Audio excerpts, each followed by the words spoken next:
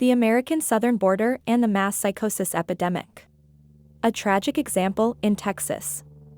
The southern American border has been controversial during the Biden administration's term, with debates on the best way to handle illegal immigration and border security. However, beyond the political rhetoric, there are real consequences to the current situation at the border. One of these consequences is the impact on the mental health of American citizens, which is already suffering from a mass psychosis epidemic. The recent shooting in Texas by an illegal alien is a tragic example of how the current state of the southern border is adding to this mental health crisis. Francisco Oropeza, the shooter, who is still at large, had a history of mental illness and had been deported from the U.S. 4 times before sneaking back in. Yet, instead of focusing on the larger issue of mental health and immigration, the media is quick to blame the gun used in the shooting. This is not an isolated incident. Across the country, there are numerous reports of illegal immigrants committing crimes, including violent crimes, against American citizens. In many of these cases, police response time has been limited due to remote whereabouts in rural border areas.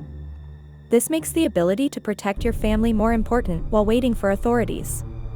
While it is important to acknowledge that not all immigrants are criminals, the fact remains that there are real dangers associated with allowing unchecked illegal immigration, especially when the people entering our country have a history of mental illness and criminal backgrounds. Moreover, the impact of the southern border on American mental health goes beyond just the crimes committed by illegal immigrants.